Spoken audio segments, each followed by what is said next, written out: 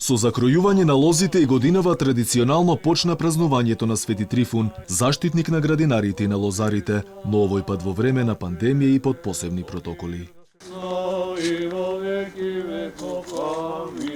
Свјати безсмртни, помилуј нас. Традиционално на овој православен празник, лозарите ги подкаструваат младите лозови гранчиња верувајќи дека Свети Трифун ќе го заштити родот од разни болести, штетници и невреме. Производителите на вино очекуваат бериќетна година со надеж дека минатата година повеќе никогаш нема да се повтори. Се надеваме дека тоа ќе биде минато и дека навистина ќе можеме на прав начин и во едни понормални услови, со добро работење, да обезбедиме добар просперитет.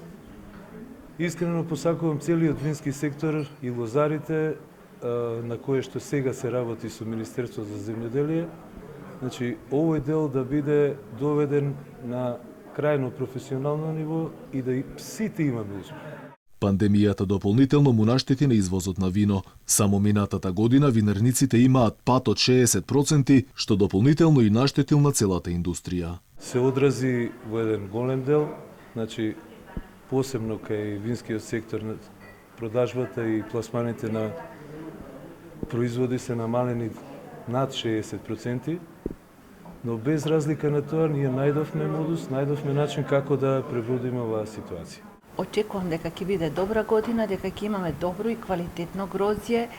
Пласманот не зависи толку од нас колку што од светските прилики, значи доколку пандемијата и сето ова во светот што се случува се смири, тогаш нормално виното ќе се троши повеќе, иако не можам да кажам дека до сега не се трошеше, значи имавме потрошувачка на вино, имавме продажба, меѓутоа нормално како што беше се смалено, така беше и продажбата на вино намалена.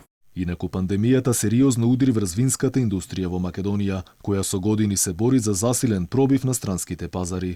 Она што е клучен предизвик за производителите извозот, но не само на ливното, туку и на флашираното вино. Колкави се капацитетите покажува примерот со Сковин, која пред една година доби нови инвеститори од Сингапур.